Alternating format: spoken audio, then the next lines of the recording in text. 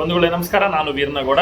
ಬಂಧುಗಳೇ, ಧರ್ಮಸ್ಥಳದಲ್ಲಿ ಒಂದು ಅಪರಿಚಿತ ಶವ ಸಿಕ್ಕಿದ್ದು, ಆತನ ಹೆಸರು ದಾಖಲೆಗಳ ಪ್ರಕಾರ ಪ್ರಶಾಂತ್ ಸುಬ್ಬಸಾಲೆ ಎನ್ನುವಂತಹ ಮಾಹಿತಿ ಬಂದಿದ್ದು, ಈ ಒಂದು ವಿಡಿಯೋವನ್ನು ಹೆಚ್ಚು ಶೇರ್ ಮಾಡಿಕೊಂಡು ನೋಡಿ ಎನ್ನುವಂತಹ ಮಾಹಿತಿಯನ್ನು ತಮಗೆ ತಿಳಿಸ್ತಾ ಇದ್ದೇನೆ.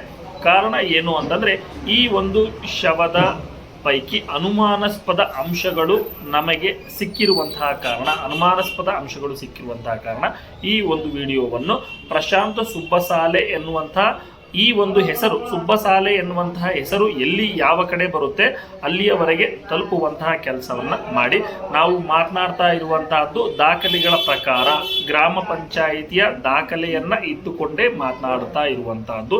ಯಾವುದೇ ಕಲ್ಪನೆಯನ್ನು ಮಾಡಿಕೊಂಡಿಲ್ಲ, ಸೃಷ್ಟಿಯನ್ನು ಮಾಡಿಕೊಂಡಿಲ್ಲ. ಹಾಗಾಗಿ ದಾಖಲೆಗಳನ್ನು ಇರುವುದಂತಹದ್ದನ್ನು ನಾವು ಮಾತನಾಡಿದರೆ ಇದೊಂದು ಪಿತೂರಿ ಎನ್ನುವಂತಹದ್ದು ಮತ್ತು ಇದೊಂದು ಷಡ್ಯಂತ್ರ ಎನ್ನುವಂತಹ ಮಾತುಗಳು ಕೇಳಿ ಬರ್ತಾನೆ ಇವೆ. ಆದರೆ ಸತ್ಯಕ್ಕೆ ಜಯ ಖಂಡಿತ ಇದ್ದೇ ಇದೆ. ಹಾಗಾಗಿ ನಾವು ಎಂದಿಗೂ ಕೂಡ ಧೃತಿಗೆಡುವುದಿಲ್ಲ. ಸತ್ಯದ ಪರವಾಗಿ ನಾವು ಮಾತನಾಡ್ತಕ್ಕಂತಹ ಕೆಲಸ ಮಾಡ್ತೇವೆ. ಬಂಧುಗಳೇ, ಈಗ ಏನು ನೋಡ್ತಾ ಇದ್ದೀರಿ, ಈ ಫೋಟೋವನ್ನು ತಾವು ಗಮನಿಸಿ. ಈತನ ಹೆಸರು ಪ್ರಶಾಂತ್ ಸುಬ್ಬಸಾಲೆ ಎನ್ನುವಂಥದ್ದು.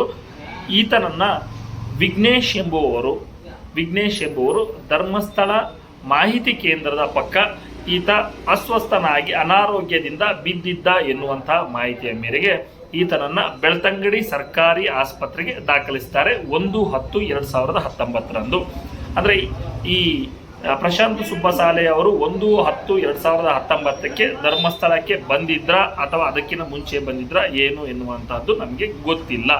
ಆದರೆ 1/10/2019 ಇವರು ಅನಾರೋಗ್ಯದಿಂದ ಬಳಲ್ತಾ ಇದ್ರು ಅಂತೇಳಿ ವಿಘ್ನೇಶ್ ಎನ್ನುವಂತಹ ವ್ಯಕ್ತಿ ಪ್ರಶಾಂತ್ ಸುಬ್ಬಸಾಲೆ ಅವರನ್ನ ಬೆಳ್ತಂಗಡಿ ಸರ್ಕಾರಿ ಆಸ್ಪತ್ರೆಗೆ ದಾಖಲು ಮಾಡ್ತಾರೆ. 9/10/2019 ಬೆಳ್ತಂಗಡಿ ಸರ್ಕಾರಿ ಆಸ್ಪತ್ರೆಯಲ್ಲಿ ಆತ ಪ್ರಶಾಂತ್ ಸುಬ್ಬಸಾಲೆ ಅವರು ಸಾಯ್ತಾರೆ, ಅಲ್ಲಿ ಮೃತಪಡ್ತಾರೆ. ಆತ ಸಾಯುವಂತಹ ಹೊತ್ತಿಗೇನೆ ಈತನ ಹೆಸರು ಗೊತ್ತಾಗುವಂಥದ್ದು. ಪ್ರಶಾಂತ್ ಸುಬ್ಬಸಾಲೆ ಈತ ಎನ್ನುವಂಥದ್ದು ಸಾಯುವಂತಹ ಸಂದರ್ಭದಲ್ಲಿ ಈತನ ಹೆಸರು ಗೊತ್ತಾಗುತ್ತೆ. ಹಾಗಾದರೆ ಈ ವಿಘ್ನೇಶ್ ಎಂಬುವವರಿಗೆ ಅಲ್ಲಿ ಒಂದು ಅನಾರೋಗ್ಯದಿಂದ ಬಿದ್ದಿದ್ದಾನೆ ಅಂತೇಳಿ ಮಾಹಿತಿಯನ್ನು ಯಾರು ಹೇಳಿದರು?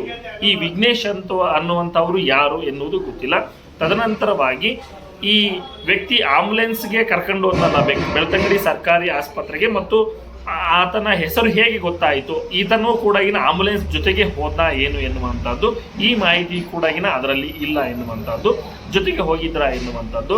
ನಂತರದಲ್ಲಿ ಬೆಳ್ತಂಗಡಿ ಸರ್ಕಾರಿ ಆಸ್ಪತ್ರೆಯಲ್ಲಿ ಸತ್ತ ನಂತರ ಅಲ್ಲೇ ಪೋಸ್ಟ್ ಮಾರ್ಟಮನ್ನು ಮಾಡಬೇಕಾಗಿತ್ತು. ಅಲ್ಲಿ ಪೋಸ್ಟ್ ಮಾರ್ಟಮನ್ನು ಮಾಡೋದಿಲ್ಲ ಸರ್ಕಾರಿ ಆಸ್ಪತ್ರೆಯಲ್ಲಿ.